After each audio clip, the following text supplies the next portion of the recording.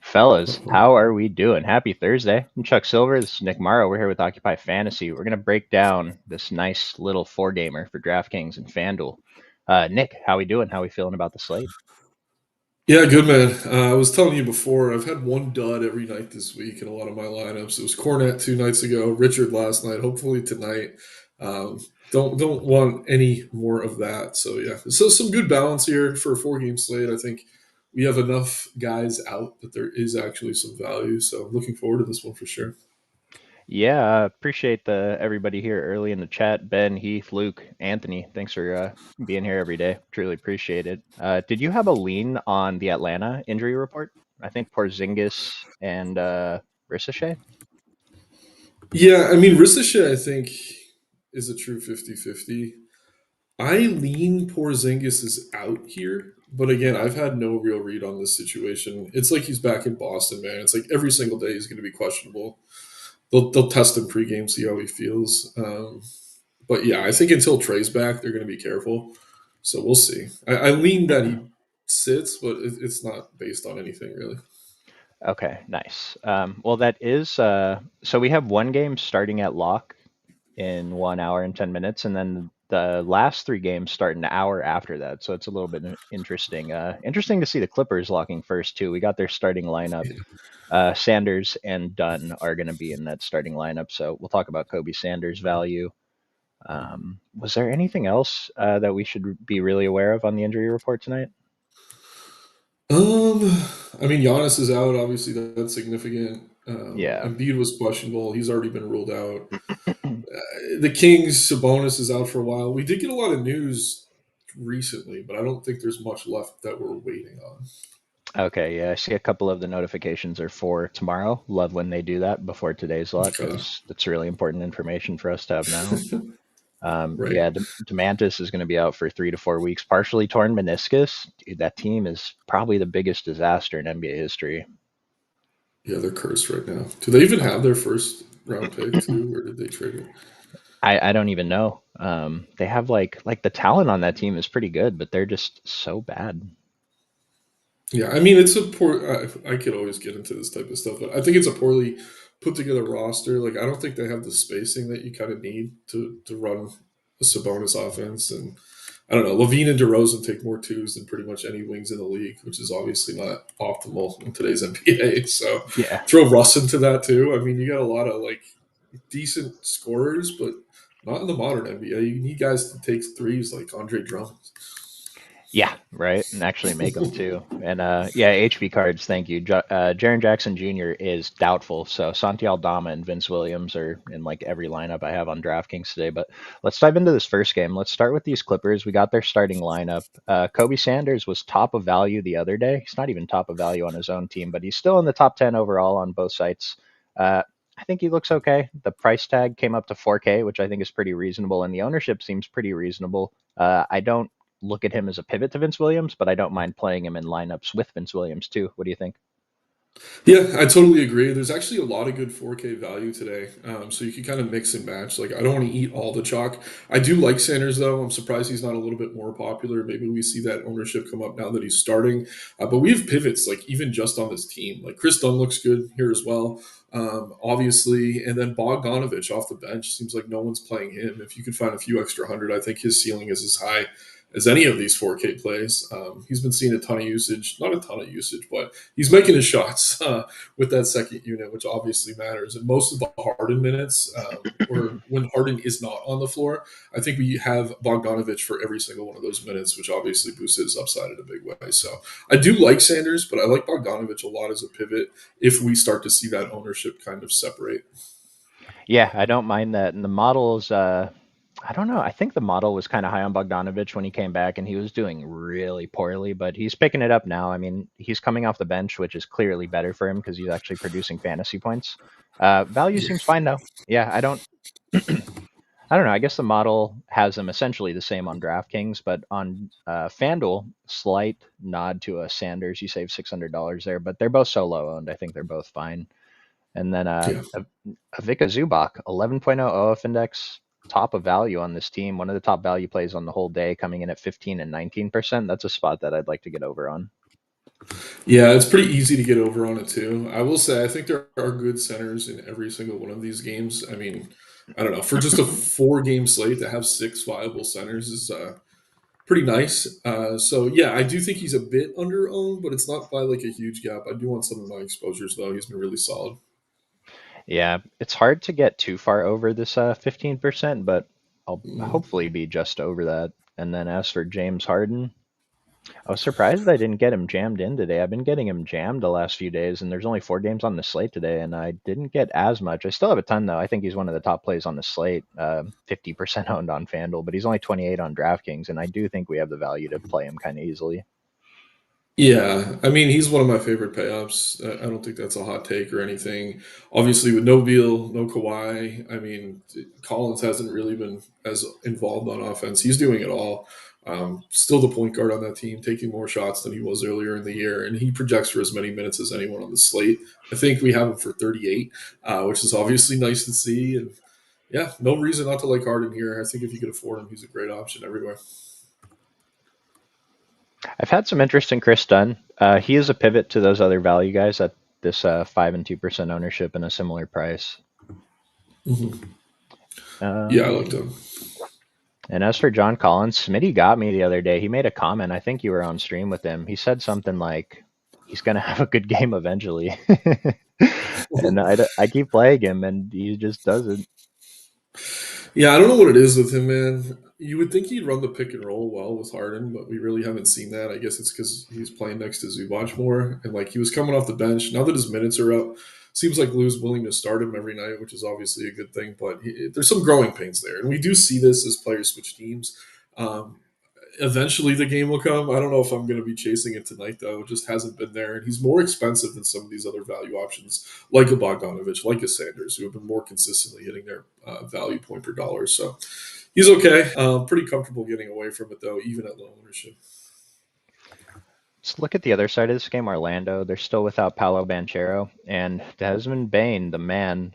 He stepped up a little bit. Model's not really identifying him as a better value today than he was last time. His price came up a little on DraftKings. I'm getting there. He's 22 and 34% owned. I think he's a fine play. His usage has been up, and his fantasy scoring's been way up with Paolo out. So just gonna hope that continues tonight.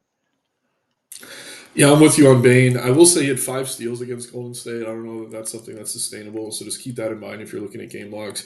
Regardless, though, obviously his usage is going to go up. He's played 39 plus minutes in 3 straight games.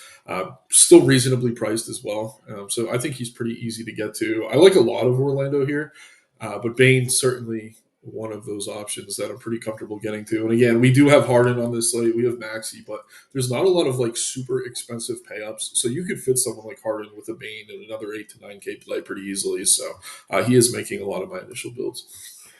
Yeah, and then the player I'm actually getting the most from this team, I'm only playing on DraftKings today, is actually Jalen Suggs. And I figured I'd be getting a ton of him if I was on FanDuel, and I'm sure I'd have even more over there. But Jalen Suggs at his price seems pretty good to me. Models identifying him as a strong value. I'm over on Wendell Carter, and I want to be way over on Tristan da Silva. Models still giving us him as one of the top values on the slate. He's projected for single digit ownership, and yeah, he had a whatever game last time, but the minutes are there. We haven't projected for 30.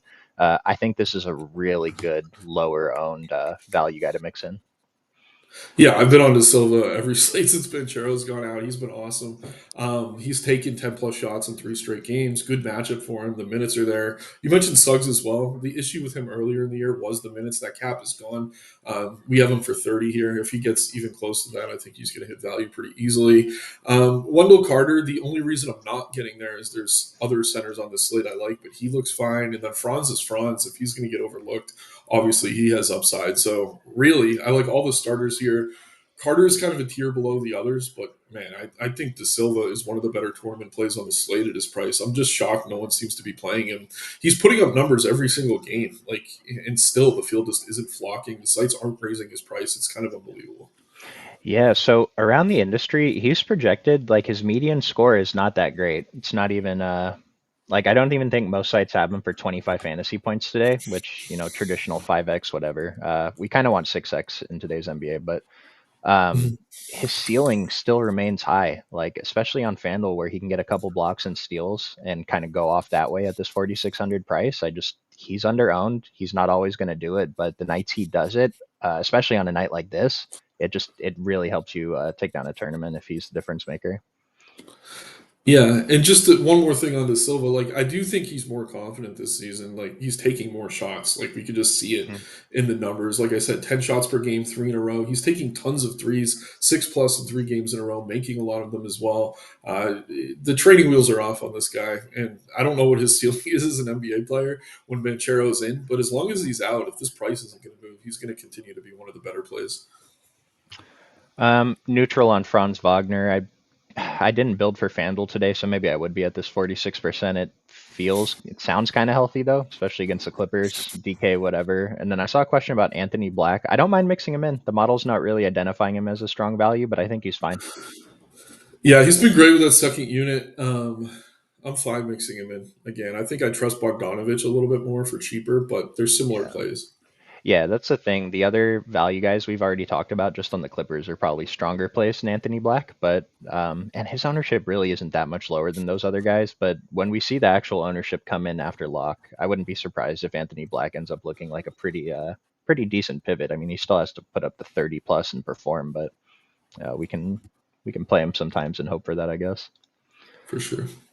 Um, Let's do the Kings next. We talked about Sabonis being out a little bit. I'm actually into Russell Westbrook again. That's pretty much it from this team, though. Were you looking at anyone else?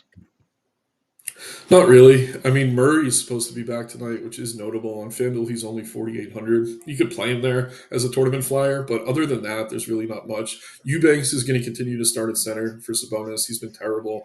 There's too many other centers on this slate. Like Westbrook is my favorite play from the Kings. Just the price on him on DK is a bit prohibitive.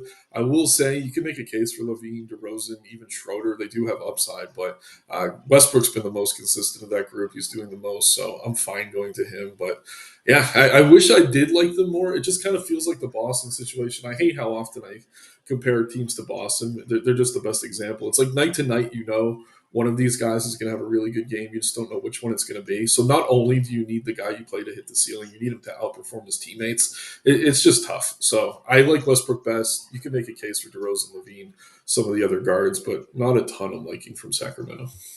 Dude, I don't even think it's the case where like one of these guys is going off every night. Lately, it's either been Russ going off or no one is doing anything. Like DeMar, Zach Levine. Zach Yeah, Levine hasn't been doing anything but Levine's been bad. scoring. If he's not dropping 30 real points, it's really hard for him to get there. In this offense, Dennis Schroeder, like his impact is Schroeder's muted been with good. Russell Westbrook. You think he's been pretty Yeah, good? Schroeder off the bench, I like. I think since they kind of mixed up the starting lineup, they had Kean Ellis one day. Now that Murray's back, I think Schroeder and Monk are going to be coming off the bench. I actually think Schroeder is a better play maybe than Levine here, which is kind of crazy to say. But DeRozan's been hitting value here. Their forward is always thin. It's like a last piece, and he's fine. But again, what Russ is the one I kind of trust, which is scary to say out loud. I agree with you on Schroeder being a better play than Zach Levine. And the only other king I got exposure to on DraftKings, 3%, is Malik Monk. He's projected for 7 and 6%. I guess his salary, I mean, the 4,400 on FanDuel, I'm sure I'd be interested if I was playing over there. And I am slightly interested in this 5K on DK. Just a little flyer. Maybe he goes off once in a while. Yeah, he's cheap enough. Let's go to the other side of this game, Grizzlies. So I already mentioned that I'm gonna have Santi Aldama and Vince Williams in almost everything I'm doing today. The model likes Santi a lot, and so I mean, are these guys in lock consideration? They're close. Yeah, obviously we've had a bunch of games with no job, but now no Jaron Jackson Jr. either. Santi's going to start at the four. Should be able to do a lot as long as he's out there. We have him for 30 minutes. He hasn't been getting to 30 minutes, but he's still hitting value where his price is. So yeah, I love Santi here. I think Edie is just as good of a play though, if I'm being completely honest. If there's a huge gap in ownership, I'm fine pivoting to some Edie, even though he's center only. I'll also say this against Eubanks in this front court, I'm fine playing both in the same lineup. I think they're both underpriced. I'm just a little bit surprised by that gap in ownership. They're both excellent plays. You mentioned Vince Williams. I think he's the safest of the bunch. Cedric Coward, really talented young player. The price on him could be better. I don't mind mixing him in, but he's kind of behind these others for me. Cam Spencer, again, I'm just kind of going down the depth chart at this point. If you want to mix him in, it's fine. But again, I think the priorities here are definitely Williams first, then Aldama and Edie. After that, it gets a little bit dicey, but you can make a case for guys like Coward for sure.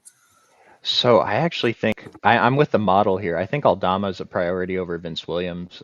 When Jaren Jackson Jr. sits, like maybe it's a little different with Edie in the fold now, but it's just when JJJ sits, Santi's usage goes way up. And like if you look at the games that JJJ sat this year, he had one good one, and then the other ones he just didn't get the minutes. And so as long as he plays these 30 minutes, I think he has a potential for more. I think Santi's a really, really solid play, and I don't mind playing Zach Edey in the same lineup with him either. With Coward, my only worry is he's on that weird minutes limit. Right? Yeah, we've seen him get over 30 a couple times, but he hasn't in, I think, a week, which is a good sign. Yeah. But yeah, I'm with you, man. Like, I'm not trying to talk anyone off Santi. I think him, Vince are court plays. They're going to be in almost everything I do. I think Edie is close behind, though. Like, I do think he's underrepresented right now in terms of ownership. Yeah, I like that angle too, though. Everyone's going to be so focused on Santi, myself included, that maybe like Santi can get in foul trouble and Zach Edey just ends up being the man. So I don't have Santi in every lineup, so hopefully I'll try and make sure that I have a couple of those lineups with Zach Edey in them. Nice. Anything else lower down here? Cam Spencer, Jock Landale, Jalen Wells, KCP. Not for me. Not today. Yeah, I don't know. He's probably the glue guy on this team. He's the vet now, but I don't know if that's who you want as your vet, which is pretty funny. Nah, man, I don't think I can get to anything off this bench. Like Spencer's talented, but again, he's behind these other guys. If we're expecting ceilings out of guys like Williams, Aldama, I don't think we're getting a ton out of Spencer here. But if you're pivoting, sure, it's just not really something I'm doing. All right. So yesterday, Smitty made a comment about Pat Spencer on the Warriors. He ended up putting up like 46 DraftKings points last night, right before lock. He's like, "Yeah, I'm gonna play like 40% of him." And I'm like, "Oh, all right, I'll bump him up a little bit." So I ended up getting a bunch. He went off. Um, Yeah, he I did. have a ton of Cam Spencer today. I'll mention the model is not like valuing him as high as it valued his brother yesterday. And he's already at 16 and 13% ownership, but I'm over these numbers. I think it's a decent spot to take a shot. Yeah, I mean, if we were projecting him for a few more minutes, I think I'd have even more. But where he's at right now, if he's only going to play 24, it's tough. But yeah, I mean, if he's hot, there's no reason they're not just going to give KCP or Jalen Wall minutes to Cam Spencer. He could even close in this lineup. It wouldn't shock me at all. It's just they got a pretty deep rotation, so it's not something I'm rushing to. But sure, mix him in for sure. It's just there's not a huge owner gap between him and someone like Bogdan, and I'm very bullish on like a Bogdan tonight. So I think that Yeah. alone is keeping me off of him, but he's a fine play for sure on a four gamer. All right. Well, talk me off of him a little bit. I'm going to lower him slightly. I'm still going to have a That's bunch, awesome. but Yeah. well, because I'm so heavy on Vince Williams and Santi Aldama. And are you interested in setting any kind of max 3 Grizzlies or max 4 Grizzlies on DraftKings? I mean, I would probably max four just out of principle. It's a four-game slate, though. Like, I would probably run things and see if I'm even getting lineups that have more than four. You probably won't. Because, again, I mean, they look good in value. There's other plays on the slate, though. So I wouldn't set many rules, no. And I do think, like, Aldama could be on the floor with Edie. Spencer could be on the floor with Williams. I don't think there's huge, like, direct cannibalization of minutes or usage here between any of these guys. Okay, nice. I wanted to see how many like 3 and 4 stacks I had of these guys on DraftKings. I thought I was gonna get a ton of like 4 and 5 Warrior lineups on DraftKings yesterday, but I actually didn't get that many naturally. And Memphis isn't even as good of like value No, plays as Golden State was yesterday. All right, I'm not getting that many 4, but half of my lineups have 3 Grizzlies, and then the that rest of them feels have good. 2. Yeah, I'm Yeah, okay with three that. feels good. All right. Let's see here. Next game, Sixers and Bucks. So go ahead and talk to us about the Sixers. Yeah, a lot of people thought Embiid was going to play today, and he's not. So that's not the most surprising thing in the world. Bona's still out as well. I've been going to Drummond aggressively every single night, Yeah. and I joked earlier about he's taking threes. I mean, he's making threes too. This guy's extending his career right now by learning to shoot the three ball, taking a page out of Brooke Lopez's book. Just love to see that out of these aging centers. Like again, it's a dying breed, the Drummonds and Lopez type. So if they can extend their shot tree and start hitting threes, it's definitely going to make them millions of dollars, which is crazy to say. But I love Drummond here, especially on DK where you can play two centers. He continues to produce at a high level. Not a bad matchup. Obviously, an upgrade in this matchup too, with no Giannis on the floor. I mean, Drummond has been close to a double double every single night. And again, I don't think he's like the smash play he has been on other slates just because we have other value centers. But definitely one of my favorite 76ers here tonight. Edgecomb's price was up in like the 7K range. It's back down now. He's 6K flat on DK. I think he looks good. We do have to keep in mind Paul George is going to be in the lineup. Not enough to the point that I want to be playing Paul George, but it could eat into the usage of some of these secondary options. The good news, as I say that, is there's no Kelly Oubre, so it's kind of offset. So I do like Edgecombe on both sides. I'm fine getting to a little bit of Grimes, but Maxi's Maxi. Obviously, if you can afford him here, it's like how would I rank him versus Harden is really the question. I have him slightly behind Harden, which feels kind of gross, but I definitely want exposure to both. Those are two of the best pay ups on the entire slate, but Drummond and Edgecombe are probably going to be in more of my lineups than Maxi will. Those are the three I'm really keyed in on. Yeah, after Santi and Vince Williams, Edgecombe and Drummond are actually my next guys. And then just to round out the top five, my fifth is Keldon Johnson. And then everyone else is kind of spread out after that. But I guess that's my core five today. Keldon, interesting. Maxi's next. I have a few more percent of him than Harden. I have Maxi for one fantasy point more. He's $300 more, so that seems about right. Yeah, I think they're all great, but Edgecombe model is really telling us he's the top play on the slate here. If we sort by overall DK value, he's number two after Santi. FanDuel value, he's number three after Vince and Santi. So like even on DraftKings, model is telling us VJ Edgecombe is a stronger value at his price than Vince Williams is. So that's something to look at. And VJ Edgecombe, I'm jamming today. I think he's one of the best plays, if not the best play on the slate for the ownership. Love it. And yeah, I'm with you on Drummond. Love Drummond. It's kind of scary. I would like to get away in theory. And we mentioned there's a lot of other centers on the slate, but Drummond just is the one that ends up mostly in my lineups tonight. Yeah, he's been a walking double double. I mean, we haven't seen like huge ceilings out of him like we were at times last year, but he's 30 to 40 fantasy points every single night. It feels pretty good putting that into your lineup. If you want to pivot to Drummond, the model is giving us Wendell Carter, Zubac, Zach Edey, Jock Landale, and Kelly Olynyk as possible pivots. I think it's fine to play Drummond and another one of these centers. We can play two centers on DraftKings. But I'm okay with most of those pivots, not getting to much Jock Landale, but I am getting to those Yeah, other I was guys. just gonna say the same. Yeah, I don't like that very, very much here. uh, Other side of this game, we do have the Milwaukee Bucks. They're missing Giannis tonight, so is it another Kyle Kuzma? What's Kyle Kuzma? Are we going to be frustrated with Kuzma if you're playing him on FanDuel today?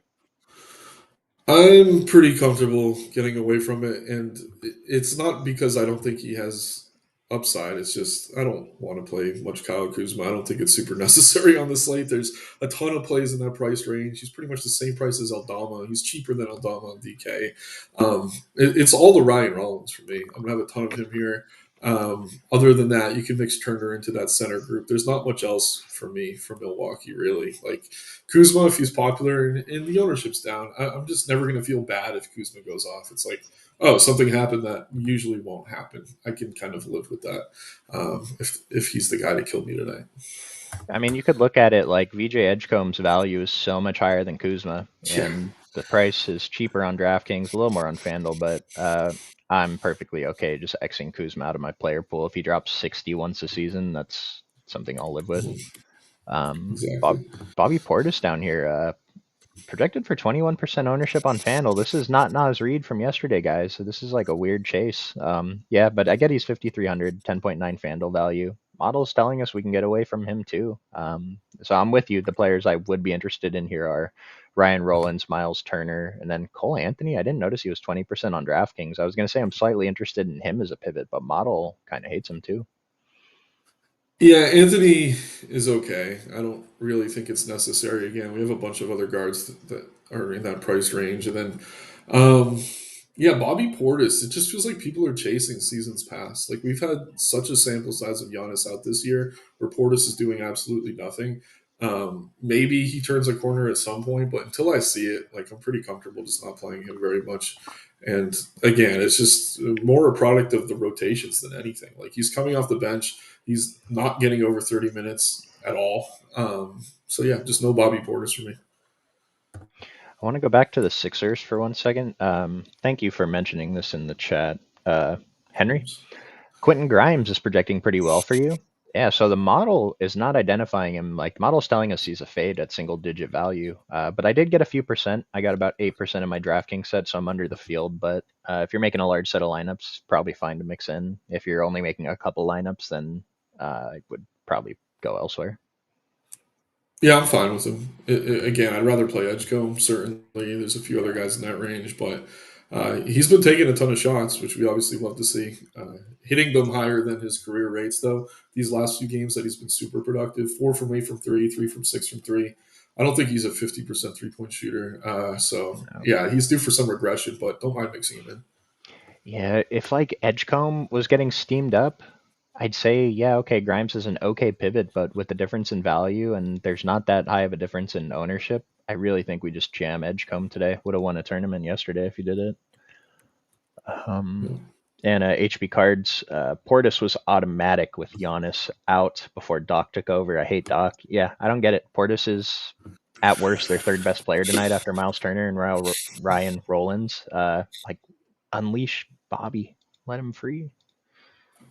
Yeah, I don't know what it is. We'll go to Hawks and Spurs. So the Hawks are still missing Trey Young. We will need to wait for word on Zachary Ricochet and Kristaps Porzingis. But Jalen Johnson, he's not even the top. Oh, is he the top play? Oh yeah, he is the top play on the model overall today. He has been the last few days. He's been going off. I saw a comment earlier in the chat over or under 50 for Jalen Johnson today, Nick.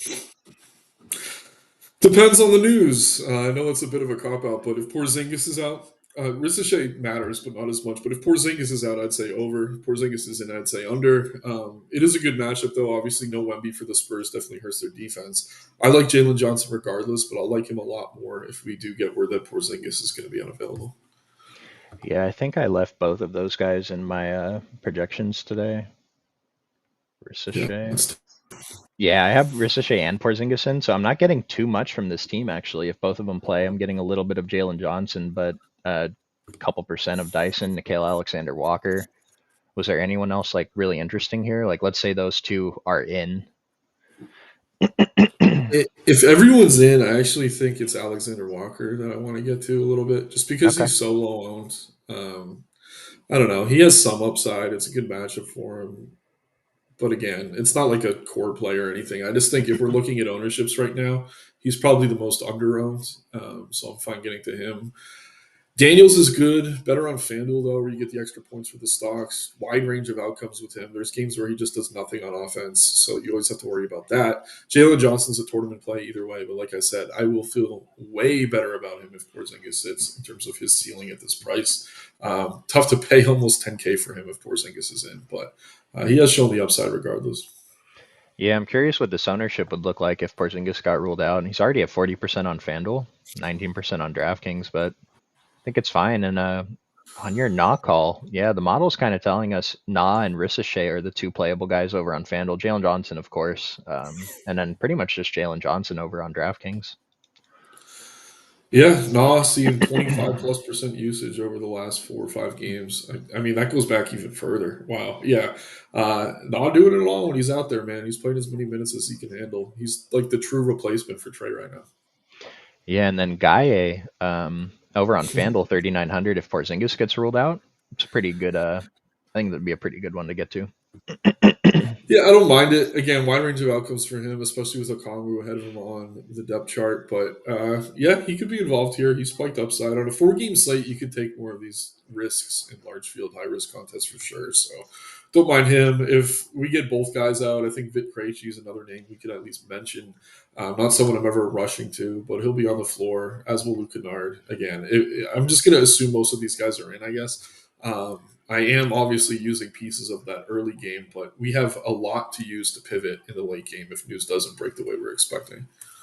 Yeah, I'll mention like let's say you guys are using the model and you kind of want to plan for later news and you think Porzingis sits and so you're going to estimate Gaye for let's just call it 24 minutes to keep it easy. He's projected for 12 right now. You can just like estimate it by doubling his value, right? You're doubling his minutes, just double these other numbers. So 12.8 DK value, 14.8 FanDuel value. Maybe if you think he only plays 22 minutes, take a little bit off that, but it's just good enough to give you a rough estimate that guy A would be a good value play on FanDuel if you want Okay. to build your lineups that way. Yeah. And the last team of the night, the Spurs, one of the most interesting teams. I'm a little surprised the ownership is not getting there today. I know a few of these guys burned everyone last time, but I think there's a lot of good plays here. What do you see? Yeah, De'Aaron Fox kind of burned everyone. I'm fine going right back to the well with him. Obviously, had a floor game. It's going to keep his ownership down, I imagine. I'm pulling that up right now. But yeah, obviously, we have Wemby out. We have no Dylan Harper, no Stephon Castle. So there's a lot of extra usage to go around. Devin Vassell's another guy I think is about priced where he should be, has tons of upside. Cornette, I think, burned people even more than Fox did, myself included. You could go to him here, honestly. I think sub 10% is a little bit shocking. He should be on the floor. It's just, again, these guys that are secondary players night to night, you don't know how involved they'll be in terms of the offense. He did play 25 minutes, didn't get in foul trouble or anything. 3% usage, though, for Cornette against the Grizzlies is comically terrible. So, yeah, you could go there as a tournament pivot. I told you pre-stream, I'm going to get to some Kelly O here. I do think this matchup with Atlanta is the type where they could use his length, especially on offense, especially if Porzingis isn't, honestly. High total here. I think he does a better job running up and down the floor compared to Luke Cornette. And he's dirt cheap. So if you want to mix him in on DK, you got two center spots. You don't have to give up that position. On FanDuel, he has forward eligibility. I wouldn't play him in a lineup with Cornette, but I do think Olynyk is a sneaky tournament play here with some upside. Yeah, love Olynyk at still this 4K and 4,300, even has power forward eligibility over on FanDuel. We saw that high fantasy point per minute, last time out. If he made one more three towards the end, that could have been a really big night for him, but he still had a good game. Yeah.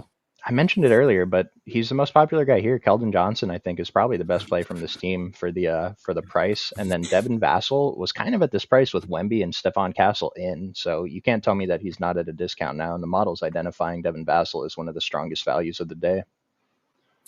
Yeah, I like Vassell. He looks solid. After him, the wing situation gets tricky. We have Barnes, we have Keldon, we have Champagne. Of that group, I'm with you. I think Keldon's probably the best option. But if this ownership holds, you could pivot to the other two a little bit in large field tournaments. Again, I would probably set a rule. I don't think I want more than one of Keldon, Barnes, or Champagne in a lineup. But yeah, it's probably good to have one of them in most. I'd be okay with setting that rule to max two. Yeah, that's probably better. I think I'm okay with because like Champagne can still his whole value is just catching fire, right? The minutes have been there, he just hasn't been shooting well, and he's projected for 4% on FanDuel at 4,200. Like models telling us that's a pretty good value. I think we can get there as like one of our low owned guys to mix in. And yeah, I'll just mention De'Aaron Fox again. I think he's fine. I'm going right back to him, not the like 70% or whatever dumb number I had on him the other day, but I have a ton. Yeah, like after Harden and Maxi, if Porzingis is in, I actually think Fox is the next best pay up. Like Nice. it's kind of crazy. I mean, Johnson definitely is if Porzingis is out, but Fox is going overlooked on DK for sure. Greg, I missed your question earlier. I hope you're still here. For cash, D Fox or Jalen Johnson?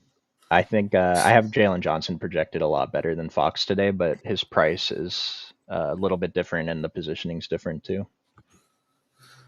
Yeah, I mean, if Porzingis is in, I think Fox is comparable, but just to play it safe, let's stay with Johnson for now. Yes, if it's on FanDuel, you probably want to play both because they're both very high owned. On DraftKings, I mean, neither of them were like super high owned for cash. Who was the cash pay up on DraftKings today? There Probably isn't one. Harden. Yeah, Harden. Yeah, Harden, Franz Wagner actually. So like Jalen Johnson and D Fox would actually be pivots probably in cash today. Um, Jalen Johnson or Tyrese Maxey? What do you think, I Nick? like Maxi. I like Maxi. Yeah, model has them like they're point 0.4 different. It's essentially the same. Jalen Johnson's slightly better value on both sites, but they're different positions. I don't have a like strong answer for that. I am playing probably more Maxi today though. We need flag plants. You have a flag plant, Nick? Um, yeah, I'll plant some flags here. Let's. I do think Bogdanovich is underowned as a value play. I definitely want to get to some of him, especially if Sanders is chalk. As far as payups go, I think Maxi looks great today. Harden looks great today. Those aren't hot takes. Um, I don't know what constitutes a flag plant. On a 4 game slate, everything's kind of popular. Who are I'll you get as willing to much stake your medians on. entire reputation on? Oh God. So whatever I say is screwed here. I'll have Aldama and Rollins in most lineups. I'll say that. Okay. Rollins, I think, is a core play beyond his ownership, even at 30+%. I've got Edgecombe as my flag plant today. It's like maybe Oh, that's love it. like a cheap answer because he's super high on the model, but he's only projected for 21% ownership on DraftKings. And if he hits, like, yeah, you're going to need him in a lineup. And I'll throw out Tristan Da Silva as my other guy, sub 10% ownership, very high value. Oh yeah, I'm with you on the Silva. I'll second that. I've been playing a ton of him every single slate. Going to continue to do so today. No one's getting there either. It's weird. I mentioned I had a ton of Keldon Johnson over on DraftKings. It's slightly disappointing to see him like I have to scroll down to see his name. You know what I mean? Harrison Barnes is a little bit higher than him. Maybe I'll consider swapping a little bit more of that to Harrison, and then Devin Vassell showing up really good if you can find that extra salary to get to him. Bogdan Yeah, I too. do think Barnes's minutes are safer than Kelvin's, but beyond that, hmm they're pretty much the same exact play. If the ownership's wide, then just pivot. Daniels over 5.5 assists. I think I had him for like exactly 6 assists, so I don't. I usually don't take him if I have him that close. Yeah, I can see it. It's a good number. I would lean over, but I don't know. Like I'm with you. I think it's about handicapped where it should be. Yeah. And then Fox with Dyson Daniels defense, like it could be a factor. So the thing is, Dyson Daniels is probably the best in the NBA at playing passing lanes and getting steals, but he's not really taking the ball from people, and he's not an elite man-to-man defender. He's an above-average man-to-man defender, but he's not Lou Dort. He's not Drew Holiday a couple years ago. So this isn't really something that I factor in at all. No, I'm with you. There was a game. I'm trying to see if Fox was on the Spurs yet or not. He had a huge game against Atlanta last year, February 5th. I don't know if Trey was in or not that game, but I don't know. I'm digging into this now. You could cover the next thing, and I'll try to get back to this.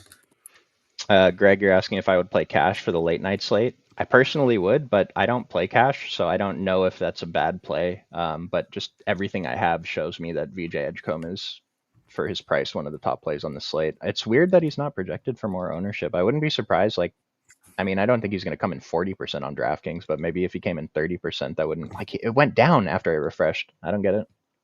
I would, Yeah, but I don't play cash, so my advice is not great for that. I would.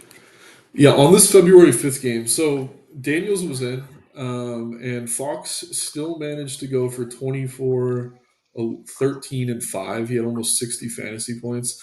Wemby was in that game, but I don't think he was dealing with much Dyson Daniels. So if we're going off a 1 game sample, just trying to debunk the man on man theory, like I'm with you, man. I don't think it matters too much here. I'm getting to a ton of Fox. Yeah, we've talked about it a little bit before, and Tumani Kamara was in that category. He's not right now, unfortunately, but like Lou Dort is kind of the only player in today's NBA that I like think about who he's guarding on the other team, and even then, it would have to be like James Harden, who's just completely ISO, and because everyone guards everyone. The NBA is so positionless now; it's more team defense than individual defense. Mhm. Yeah, Jayhawks in the chat. What's good, fellas? Flag plant today is Devin Vassell. Nice. Okay, okay. Is Olenek projected for more than 20 minutes? Probably I not. think we have him like right at 20 minutes. 18. 18.1. Yeah, it's like if you projected him for 20 minutes, that 10% bump is actually kind of significant for him. So that would be enough to get him in a larger portion of your lineups. But and is Edgecombe enough to get different in a single entry on FanDuel? I imagine he's going to be more popular than 15%. I'd probably want one other guy below 20%. Does that sound right, Nick? Yeah, yeah, I think he could be more than 15, but yeah, get one more under 20 and you're probably good to go there. I'll tell you what, though, is this Parker on FanDuel? I think you could start a pretty strong lineup with a core of Santi Aldama, Vince Williams, VJ Edgecombe, and Tristan Da Silva. And getting Da Silva and Edgecombe in there, I don't think you have to worry about ownership anymore. You can kind of just pay up for Harden or Maxi and whoever else you want in that lineup. Yeah, the Silva with Edgecombe, you could play the chalk. And then maybe you could get to like a Harrison Barnes, 4,400 and 13%. This has to be incorrect. Like sorting by FanDuel value, Harrison Barnes is number 6, coming in at 11 or 13% at 4,400. I might like kind of wish I played on That FanDuel today price just to is get low, there. man. Yeah, Yeah, 4,400 is cheap. yeah. So that's a pretty strong way to start a lineup, and I'm sure you have enough salary to pay up for like Jalen and Maxi if you wanted to. Okay to leave 200? Yeah, 200 is fine. Oh yeah. All right, Nick. We've talked about a few of our like top plays today, so I think we're throwing Vince Williams, Edgecombe, and Santi into the dummy. Yeah, throw those and then add Ryan Rollins as well. I made All right, that my flag plant, quote unquote. let's get Ryan Rollins in there. Who's my second flag plant? Tristan. Not as much of a lock on DraftKings, but we'll see I if we like can him fit though. him in Yeah, get later. him in there. All right, 5K leaves us 6,800 center guard and utility. Did we want to just plug in Drummond? Be easy at center. Yeah, Drummond's good. I also like Yee. Either way, you could play both or one or So the many other. good centers. Yeah, Drummond. And I mean, I want to see what this looks like if we get a little funky with Wendell Carter at his 5,400 price, leaves us Yeah, 8,600. All right, we're close to getting one of these payups. We'd have to come down on someone else here, but um, maybe Olynyk in the utility, or was there another guy you wanted I to like throw in there? Olynyk. I like Olynyk. I like Bogdanovich. One of those two. What's Bogdanovich's price? 40 something. Oh, I'm on center. Let's get Bogdan in at guard and see what that leaves us for utilities. 4,200. 9,800. Nice. So we can get to Okay. Jalen Johnson. Beautiful. Or if you go with James Harden in guard, you can get to Kelly Olynyk in utility. Yep, not a Yeah, bad one. that's a good build. So yeah, we both like Drummond, but there are center options. It's pretty good. It's pretty good Occupy approved plays today. So I'll be in the Discord. I'm gonna get started in about 5 minutes. Instructions to join that are in the description below. Appreciate everybody tuning in today. Good luck on a Thursday night football too. Got a terrible football game coming up, so let's all buckle in for that. Anything else you wanted to mention, Nick? No, just keep an eye on lineups, news, all that good stuff. Should be fun slate. Let's get it. And I'll answer Greg's last question here. What 3 core would we play in tournaments for DK? I think these are like the clear 3 in the core from the model: Edgecombe, Vince Williams, and Santi. That's who you start your lineups with today. So we'll see you guys.